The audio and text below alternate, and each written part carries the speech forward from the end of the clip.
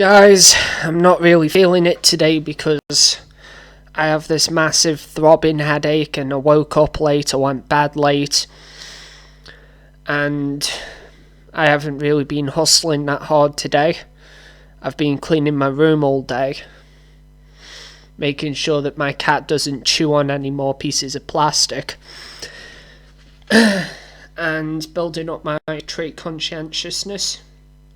I want to talk about the Big Five today because I actually find the whole system of the Big Five quite useful. It's been pretty consistent at predicting trends, predicting where career paths will go, like people high in openness. They're not going to be accountants. They're more likely to become more sort of entrepreneurs and go into creative fields and industries, and pilots as well have high openness. People who watch Jordan Peterson videos where I discovered the Big Five high in openness, and they tend to lean towards more philosophical ideas, and really they're prone to risk of seeing the world through like ideologies. And this is where like Twitter feminists come into play, and so it's the Twitter feminist part of the Big Five is inquisitiveness or openness, because you have the Sloan system, and you have going from left to right. Social or reserved, limbic, or you have conscientious, which is something which I keep trying to push onto everyone else because I'm limbic. I want to become conscientious because people who have high conscientiousness, it sort of acts as like a buffer against neuroticism, which is being limbic. If you're more organized, which is the third trait, organized or unorganized, if you're more organized, then that will build your conscientiousness, pushing back the limbic system. The Jeffrey brain, the hindbrain, the lizard brain, the amygdala, which tells you, oh no, don't do this. Don't do the hard work today. Like, don't go to the gym today. Don't work out. Don't work on your business. Don't learn anything new. Just stay where you are. Just lie down and do nothing. And it really, it suppresses your ability to be conscientious. So if you become more conscientious, you kind of push back on that. And then everything becomes easier, because if you become more organized, then you can just streamline everything that you're doing, and you can just go along, make progress. So really clean your room before you criticize the world is something I read on 12 Rules for Life. Clean your room before you criticize the world. And this is what spurred me on that book to realize, well, I don't want to study a subject in politics. Because everyone was pushing me, because I was good at politics in school. Everyone was pushing me to take a degree in politics, and I just didn't want to.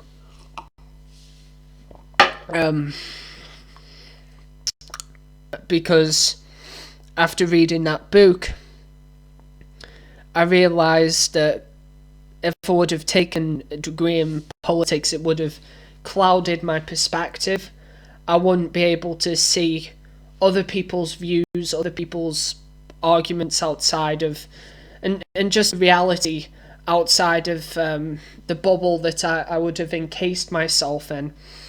And this is something which I'm grateful that I avoided, because as First Man said, once you add things into your life, you can't really get rid of them. Like, I'm stuck with my A-levels, which are basically useless. I may as well have not went to college, and then I would have had another 3 years working on my business ideas and really developing my skills in different areas.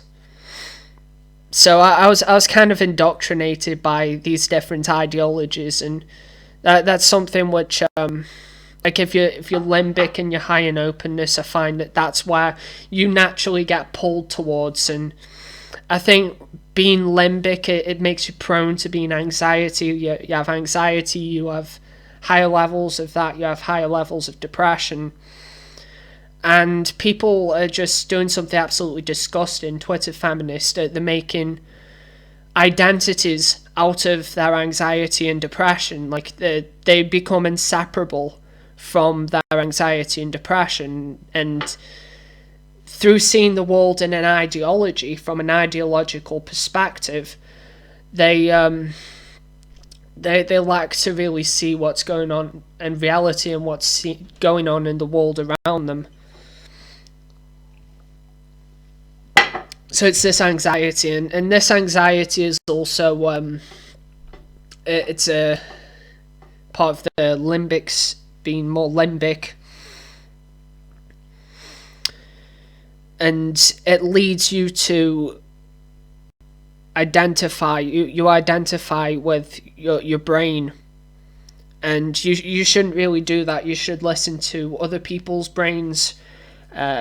You should listen to you should distrust your own limbic brain.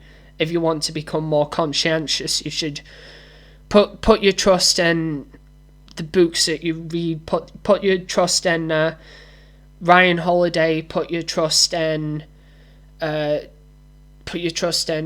Pam's, and put your trust in Tim Ferriss. Don't put your trust in me, because I'm still working on this.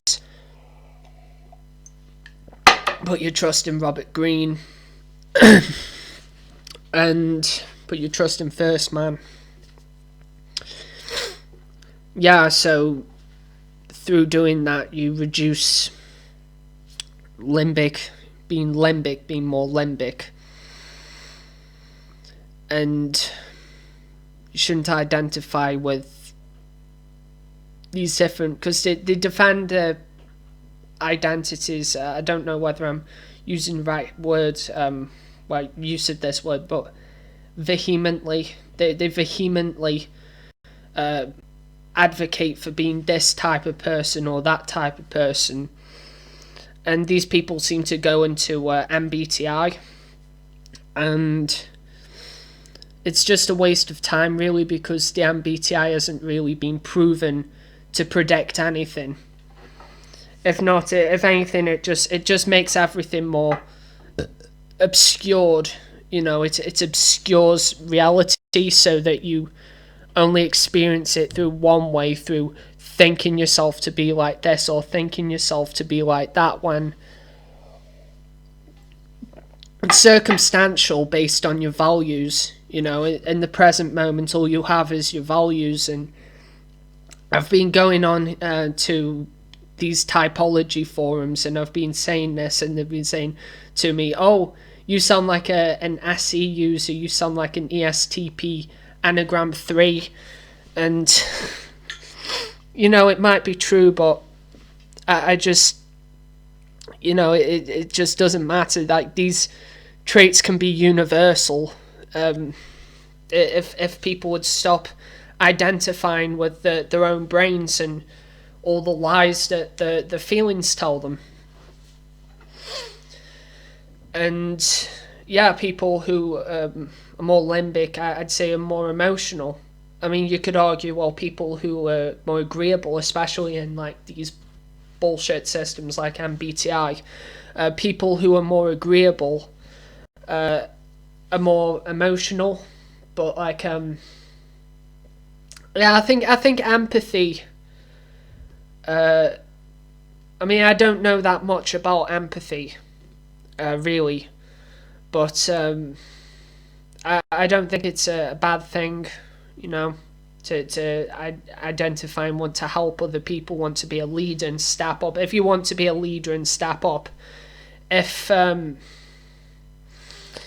yeah, I mean, if you're just going along with other people, you're just letting them walk all over you. You're like Sneeko, and you let your girlfriend get dug out in front of you. Then, yeah, it's a bad thing. to be that agreeable. But there are different magnitudes to agreeableness, trait agreeableness, and being agreeable. Just like being a good person, you can be a good person without being agreeable.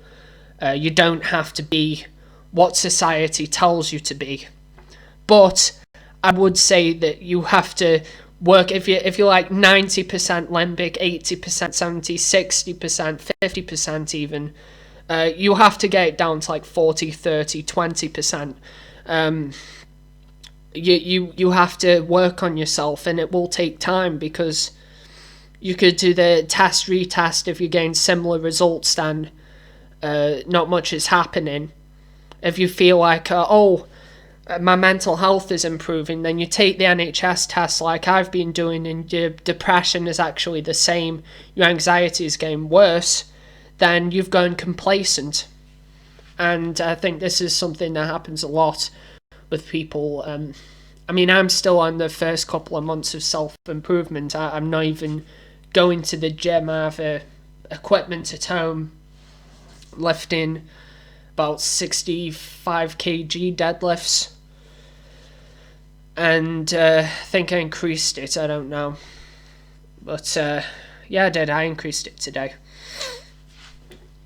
Yeah, it's going to take a lot more than that, a lot longer, and a lot more different exercises to get where I want to be at, because if I've been doing sit-ups for a month, I've just gone on to lifting weights, and I'm lifting like moderately heavy, like moderately light to moderately heavy, but it's going to take a lot more time before I start making progress. And people who are limbic are more impatient, they want the results faster, and they just try to like jump to get the results. If they're unorganized and they're not going to put that much effort, they're going to be like doing bursts here, bursts there. I read the description for SLUAI,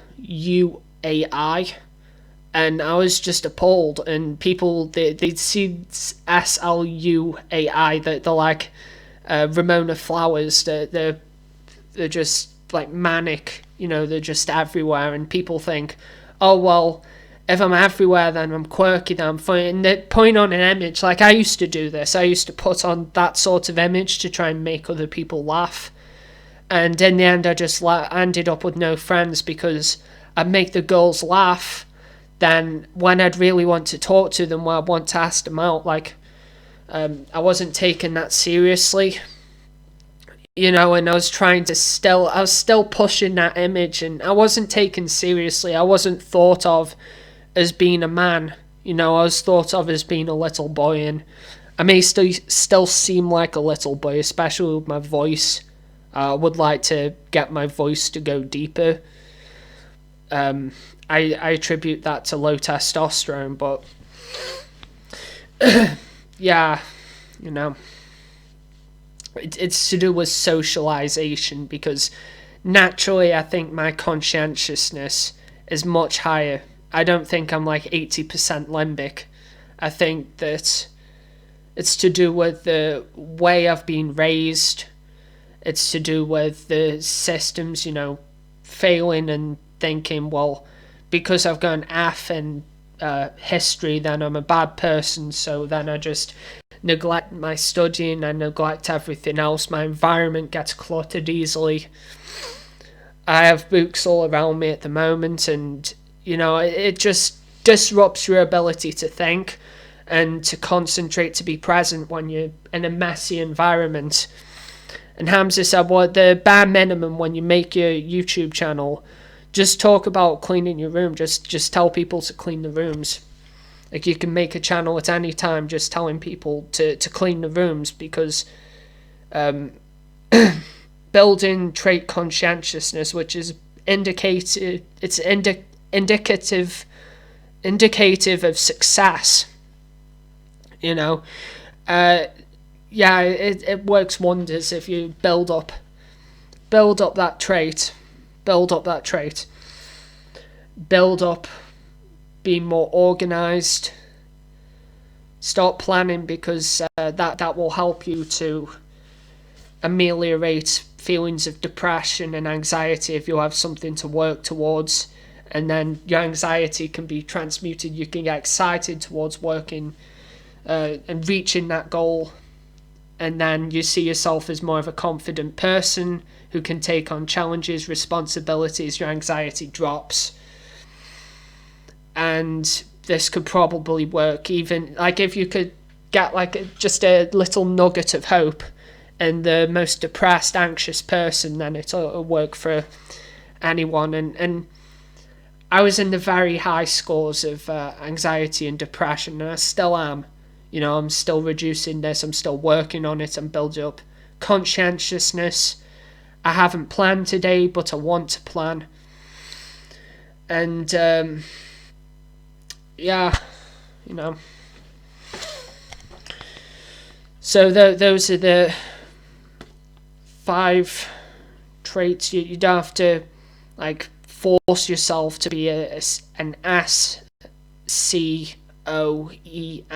You don't have to force yourself to be that way. I'm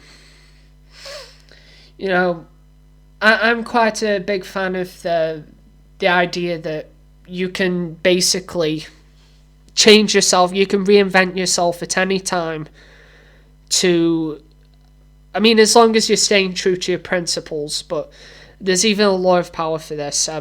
You can reinvent yourself at any time to basically take on the challenges that are ahead of you. You can adapt your identity and you can become your goals. And I think that's quite cool, and that's something which I'm working towards. I used to obsess over politics, and I saw myself as a very political person. And I adapted myself that way because beforehand I struggled with anything political. I struggled to understand these systems. I was always getting it wrong and being told that I was wrong. So in a way, I'm grateful that I wasted my time at A-levels studying for a course studying a subject that yielded no results, and eventually I got a C at anyway. I'm grateful that I took that risk, and you consistently taking risks and becoming the person who you want to be instead of the person you are right now, because you don't really like the person you are right now. This is why you're depressed, and you're listening to your brain thinking, oh yeah, it's good to be limbic, and I have dominant extroverted intuition or whatever, and you're just shooting yourself in the foot. Really, you say, oh, I can see all these different possibilities, but why? Because the possibilities don't translate to reality, and you can't get your idealism, your ideal dream, your ideal future, and you can't get that into reality. And it took me a while to realize this, because I used to get offended when I was told this, and I made friends with a guy who lives the other side of my country, and we were talking on Discord. We don't speak anymore, but we were talking briefly, and he told me that your identity really comes from your feeling of uniqueness comes from your achievements. And it's something that I've been, because it's basically the magic of thinking big, and this is something that I've been, and this is why I advocate for planning ahead. This is something that I've been integrating into my life, this mindset. And I come to other people, I say, hey, how about you think like this or that? I tell them what I'm doing and my goals and whatnot, and on typology forums, which I've been going on to.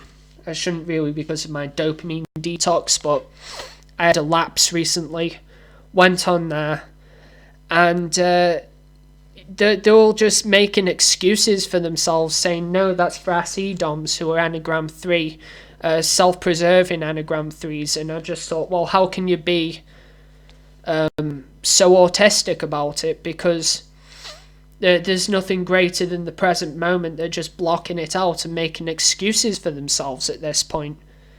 And the thing is, if you're watching this video and you've been watching other videos by people who are far greater than me, then we're better than most of those people, we should still remain humble, because like they might be getting paid more right now, but and they might have more friends than us, but in the long term, I am hopeful and optimistic that this will pay off. I don't smoke, I don't drink, and maybe that's to do with like also having like some level of conscientiousness, of having conscience, but like you can improve it. You can plan, you can meditate, you can have cold showers that will build discipline. I'm being a hypocrite here because I haven't had one today yet, and yeah, you can just keep working at it. I hate that. Like, I think it's such a cop-out when I say, oh, just keep working at it. Like, working at what? I mean, there's so much to work at. But just plan, you know. I think that's what I mean. I think, like, instead of, I'll just work on it with my dopamine detox, I think what I mean is just plan. Just plan ahead.